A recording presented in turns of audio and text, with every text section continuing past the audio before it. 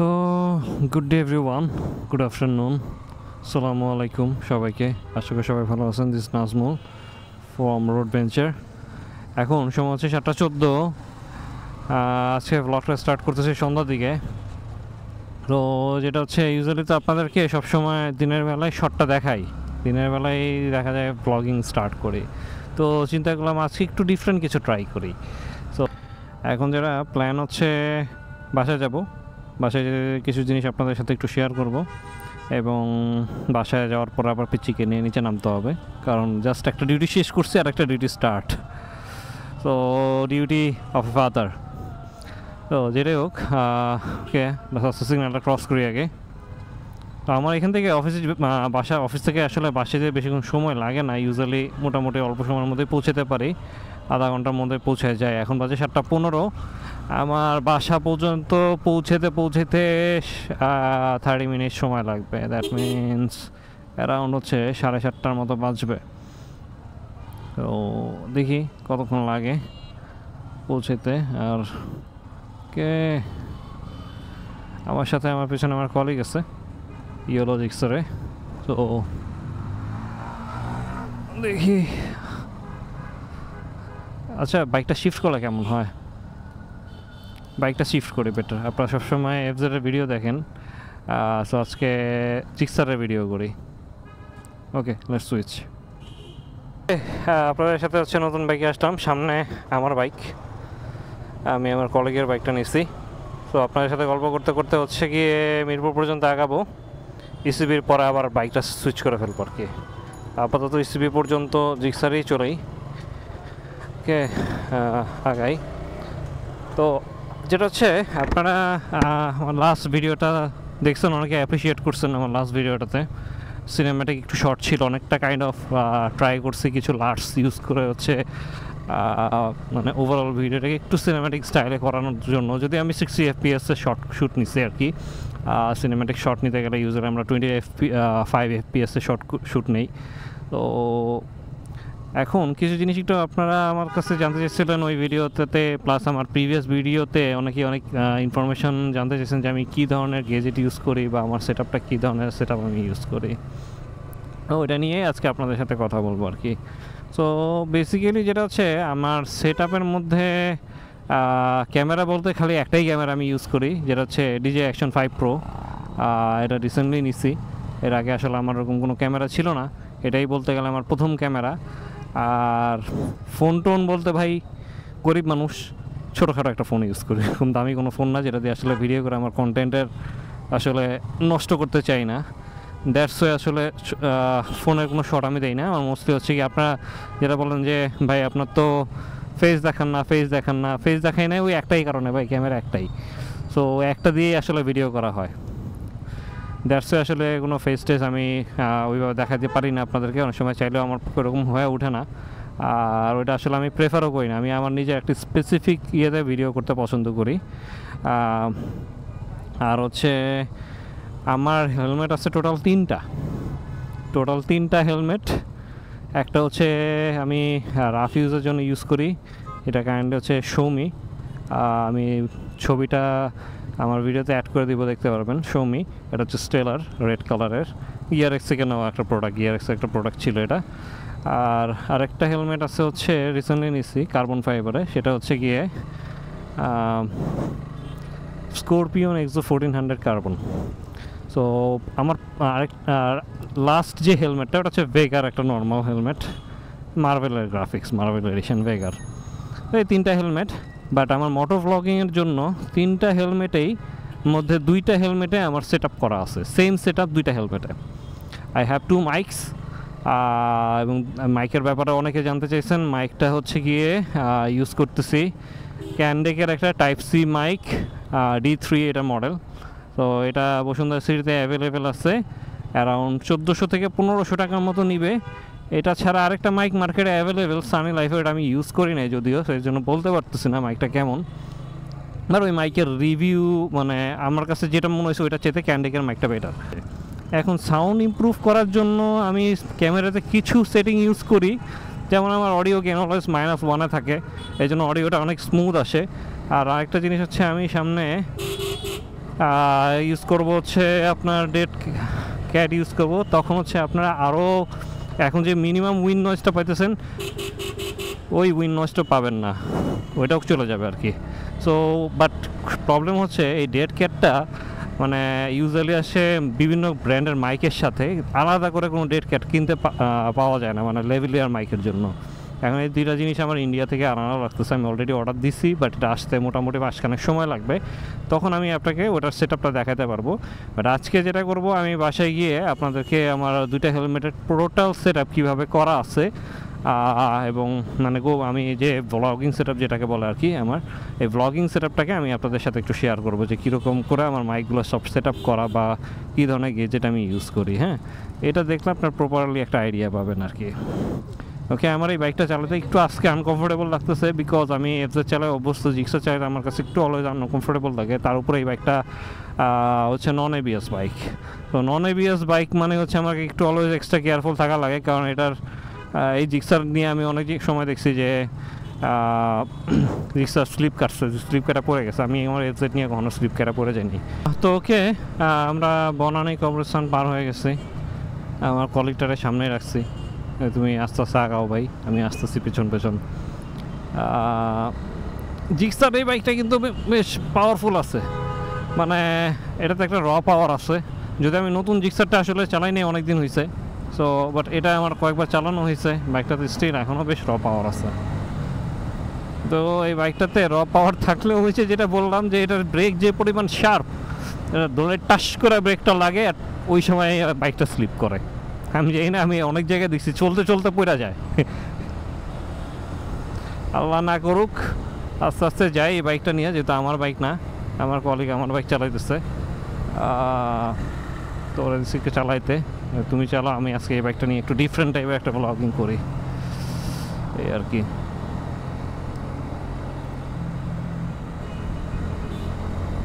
তো যেটা বলতেছিলাম সেট আপের কথা, তো আমার টোটাল হেলমেটগুলোতে আসলে সেম সেট আপ সবগুলো, আমার মেইন যে দুইটা হেলমেট আর কি, দুইটা হেলমেটই আসলে সেম সেট আপ করা।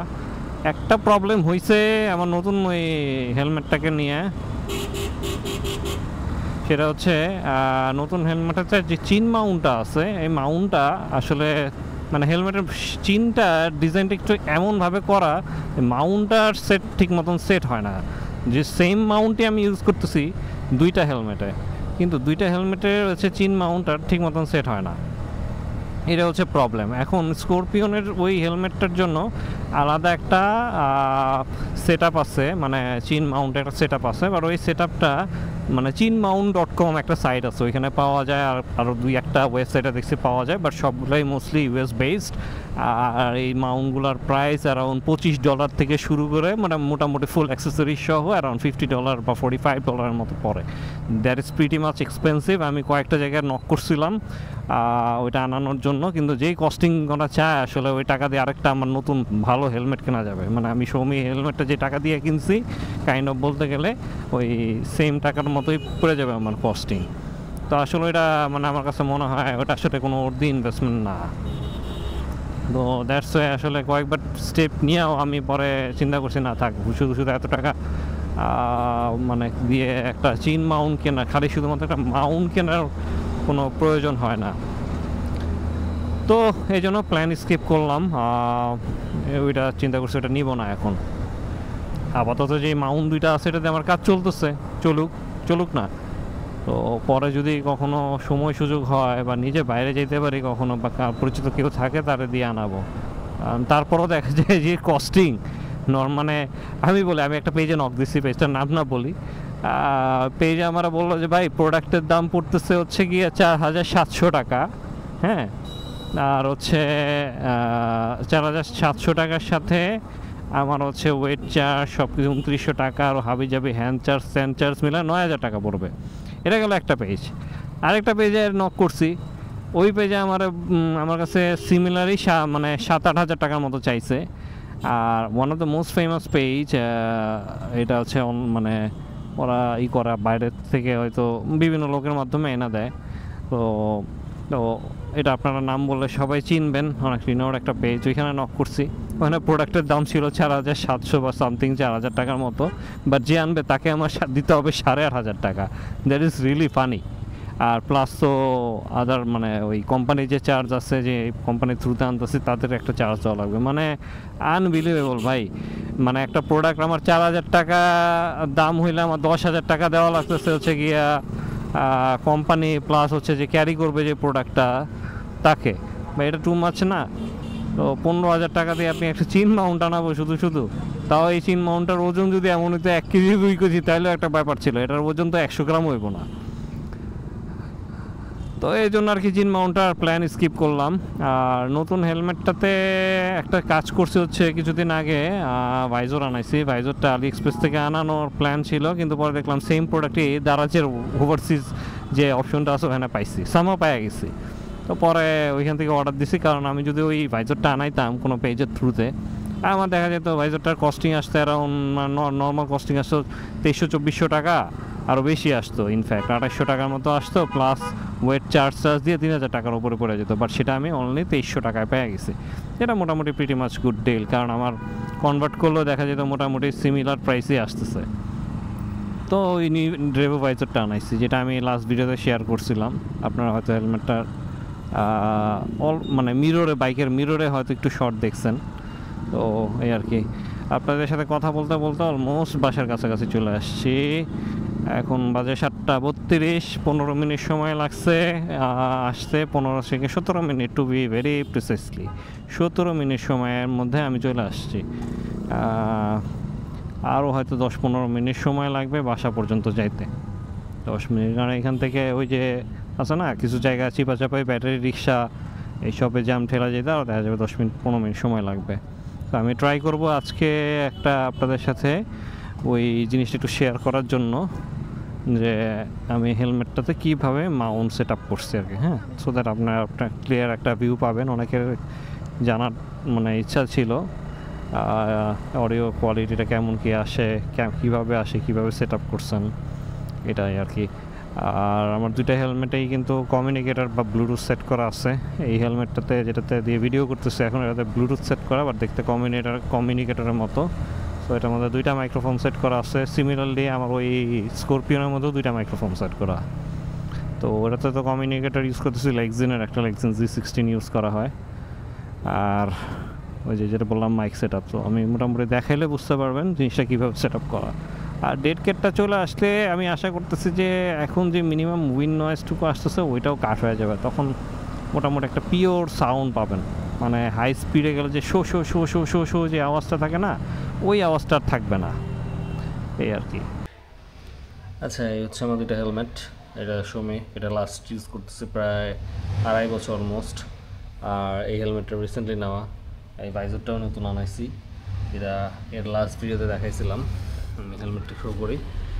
সো এই হচ্ছে হেলমেটটার এখনকার লুকস।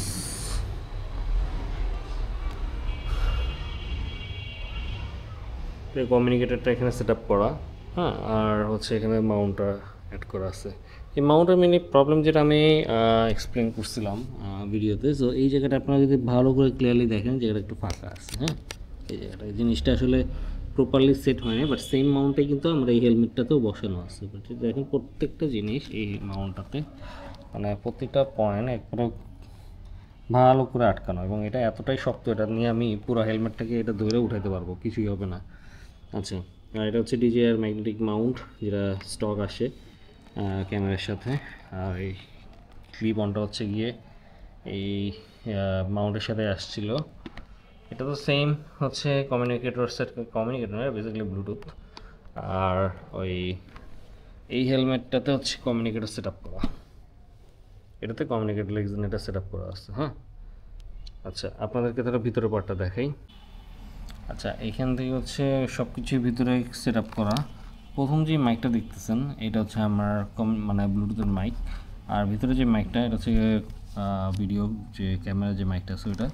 আর সকল ইন্টারনাল তার যা আছে সব এই হচ্ছে গিয়ে চ্যানেলগুলোর ভিতর দিয়ে হচ্ছে রাউটিং করা আছে।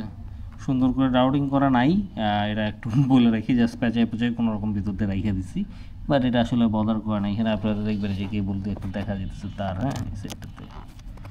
সো এই সেম জিনিসটাই এই হেলমেটটাতেও সেট আপ করা, আগের হেলমেটটার মতো এখানে সব কিছু মাউন্ট করা। বাট আপনারা যদি দুইটা জিনিস দেখেন, এই মাইক্রোফোনটা হচ্ছে গিয়ে আমার মেনলি ক্যামেরার জন্য, আর সেকেন্ড আরেকটা মাইক আছে, এটা হচ্ছে কমিউনিকেটরের মাইক।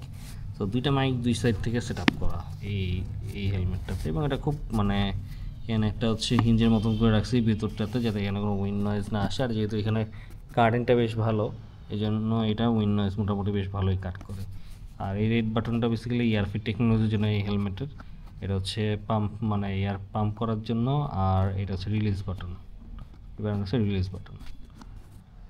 আর এইখানে যে তারটা আছে, তারটা এখান দিয়ে এভাবেই থাকে মোস্টলি। আমি এইখানে বাইরে দিকে সেট আপ করে যখন কাজ না করি, জাস্ট সুন্দর করে তারটা আমি এখানে ভিতরে রেখে দিই, গুজে টুজে এখানে রেখে দিই, ভিতরে রেখে দিলাম আমি, এভাবে রেখে দিই, যাতে হচ্ছে পরবর্তীতে আমি যখন ভিডিও করবো তখন বের করতে পারি। কারণ তার বাইরে থাকলে দেখা যাবে যে বৃষ্টির মধ্যে ভিজে যাবে।